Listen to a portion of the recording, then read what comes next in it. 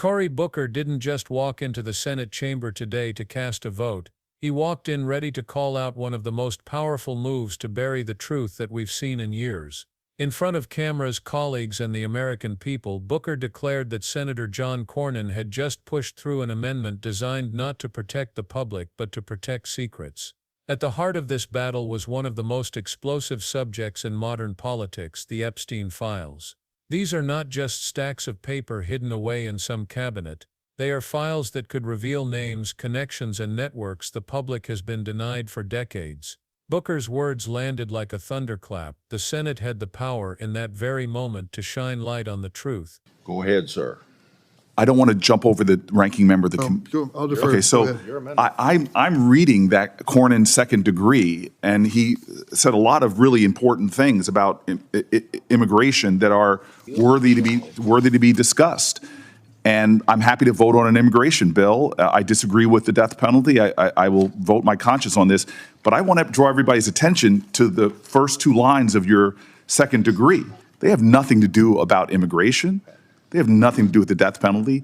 I've never seen this before. His first two lines is not to bring up this important issue that should be discussed, debated.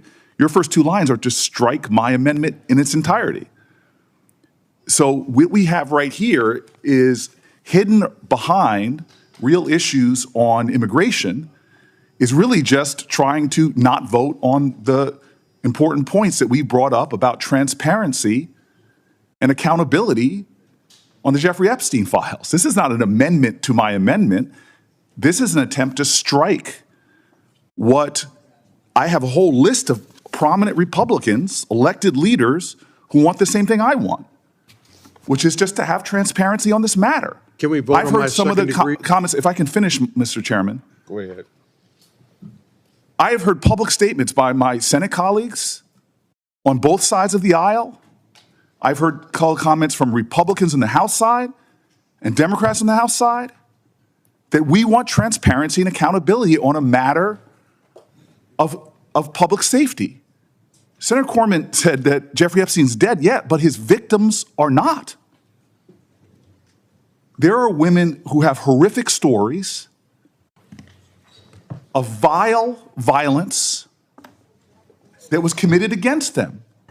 We have Pam Bondi, our Attorney General, who said that there is evidence, truckloads of it, as to these crimes, potential co-conspirators, potential others involved.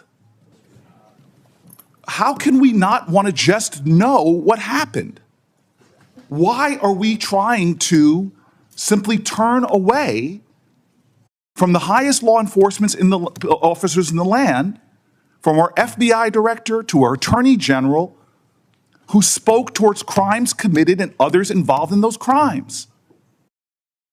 Why are we considering an amendment that is hiding behind real immigration issues, but real intent is to strike a simple request for transparency, for accountability, that Republican voices all across the spectrum have been demanding from this president and this Attorney General?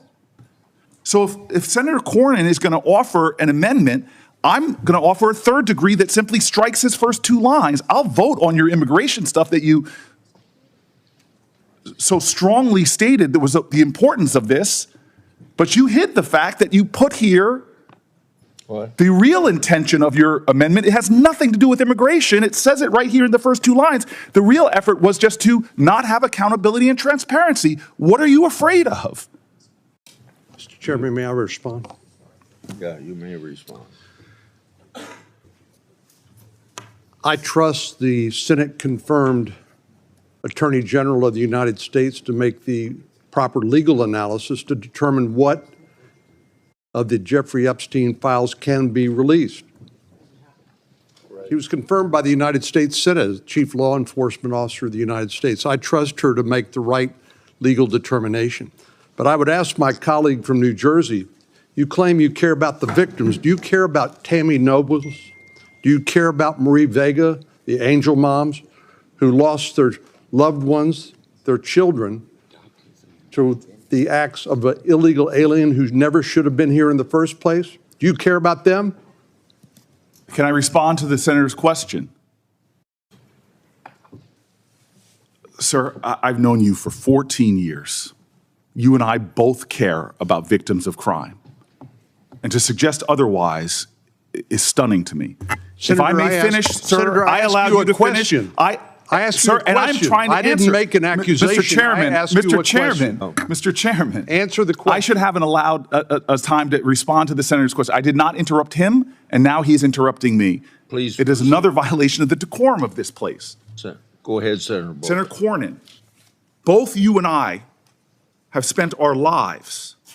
I know your record, I know your history, I know what you've done. I would never, ever question whether you care about the victims of a heinous crime. Mr. Chairman, please help me. You ask me if I care? Absolutely. Thank you. No, I'm not finished yet. Well, thank you for answering the question. Well, I'm going to answer the question in full. You are not sincere. Let me explain. Sir, he has put an amendment in Would you allow trying me, to use the horrific nature would you of. allow me as sponsor of this bill to Sir, explain? I will not pick a fight with Chuck Grassley in the same way that Chuck Grassley won't pick a fight with The me. reason for his amendment is because your amendment says that this bill that we're working on will not go into effect until we get all these records. And this bill is an opioid bill to help solve some of the drug problems in this country. And we ought to get it passed because it's a bipartisan bill and it's very badly needed.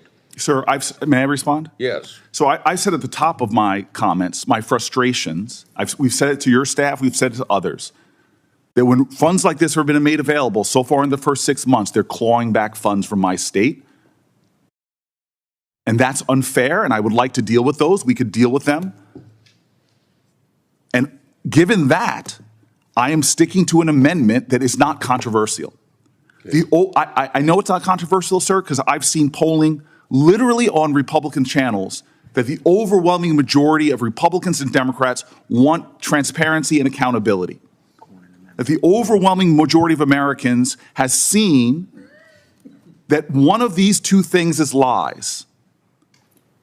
Is there truckloads full of evidence as to victims of crime not having justice? Have we been lied to? Who are we trying to protect? What are they trying to hide? This is not controversial. We have Republican leaders in Congress calling for the same thing that this amendment calls for. And so for a second degree to be offered to mine, where you're using horrific crimes to hide the real intention of this, if this amendment is so important, just strike the first two lines that strikes my entire amendment. The intention of this is clear. It's to not give the American people accountability, transparency, and truth. That's what we as the Judiciary Committee should be seeking.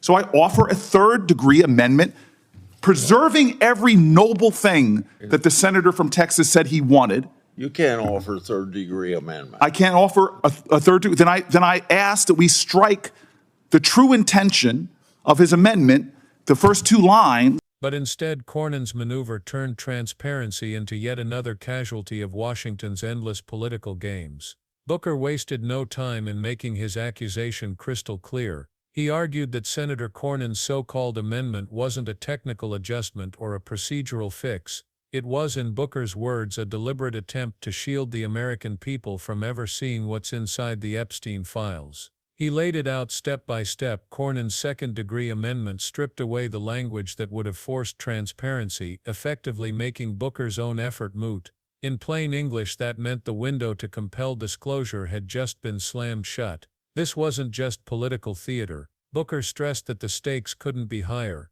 These files, he warned, could contain evidence connecting powerful figures across business, politics, and international circles. To block them was to block the truth. And Booker didn't mince words. He accused Cornyn of hiding behind procedure while actively denying the public's right to know. His frustration was obvious, his tone direct. The truth could have been made public today, he said. Instead, secrecy won. But Cornyn wasn't about to sit silently while being painted as the villain. He had his own defense, and it was one built on a very different framing of the fight. Cornyn pushed back hard, refusing to let Booker's charge go unanswered. He argued that nothing happening in this committee, no amendment, no debate, would actually change the status of the Epstein files. In his telling, Booker's push for disclosure wasn't about justice or transparency at all, it was a distraction. Cornyn framed himself as the one protecting a bipartisan bill meant to address what he called the real crisis, opioids and the chaos at the southern border.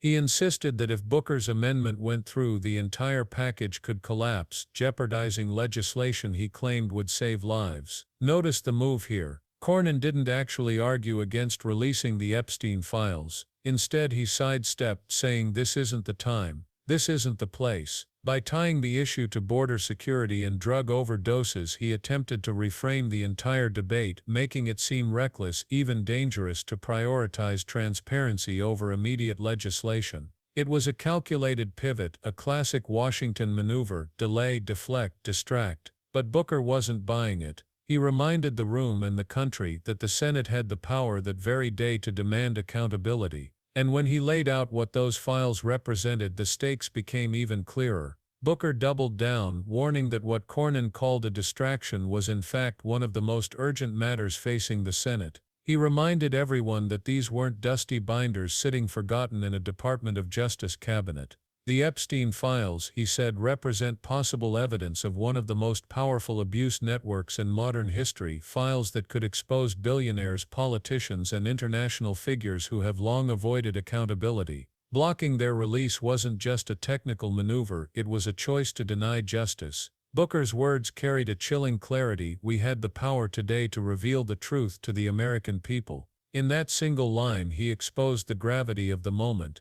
The machinery of government had the ability to open those files, and it chose not to. That wasn't delay, that was denial. And for Booker, the message couldn't be clearer: each time transparency is pushed aside, the cover-up grows stronger. Still, the chamber wasn't ready to take that leap. And just when the confrontation reached its sharpest edge, another powerful voice entered the conversation, one that shifted the tone from confrontation to compromise. Just as the clash between Booker and Cornyn reached a breaking point, Senator Lindsey Graham stepped in, playing the role of mediator. Graham, with his practiced tone of calm authority, tried to reframe the fight as unnecessary drama. He acknowledged Booker's frustration but suggested there were better ways to deal with the Epstein files later, somewhere else, not in this bill. In Graham's words, the amendment wasn't going away, but the committee needed to stay focused on what he called the real work in front of them. Then came the pivot. Graham turned directly to Booker, offering something that sounded like friendship: "I'll help you.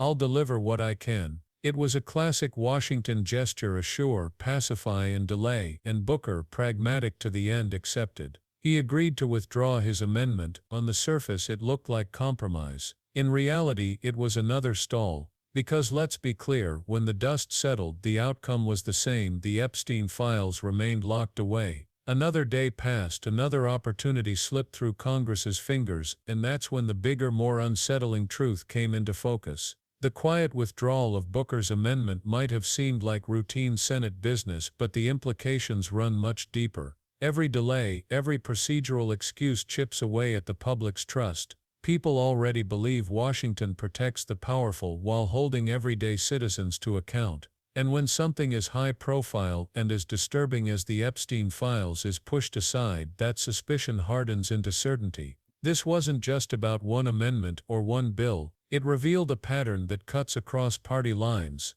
Democrats and Republicans alike will rail against corruption when it's safe, when it's abstract. But the moment it threatens to expose elites with real money, real power, and real connections, suddenly the urgency vanishes. Transparency is rebranded as a distraction, accountability becomes bad timing, and compromise becomes another word for cover-up. That's why this moment matters, because it showed that even when the door to the truth is cracked open, the system has a way of slamming it shut. And unless the public keeps pressing, the truth about Epstein and what those files contain may stay buried forever. But the real question now isn't just about Epstein, it's about something much bigger. At the end of the day, this fight was never just about Jeffrey Epstein. It was about whether democracy itself is accountable to the people or only to the powerful. Senator Cory Booker tried to force transparency, Senator John Cornyn blocked it, and Senator Lindsey Graham offered smooth words that led to withdrawal. The result? The truth stayed hidden, once again justice delayed, and as history has shown, justice delayed is justice denied. So the real question is this: will the American people accept business as usual, or will they demand answers? Because these files are not about the past alone. They are about the future, about whether we live in a system where the wealthy and well-connected can hide behind procedure, or whether ordinary citizens can finally shine a light on the truth. If you believe sunlight is the best disinfectant, then don't let this story fade. Call your representatives, demand that they put transparency above politics. Keep asking the uncomfortable questions, because silence doesn't just protect the guilty, it fuels the cover-up. And if the Epstein files remain locked away, it won't just be names hidden in those pages. It'll be the very credibility of our democracy.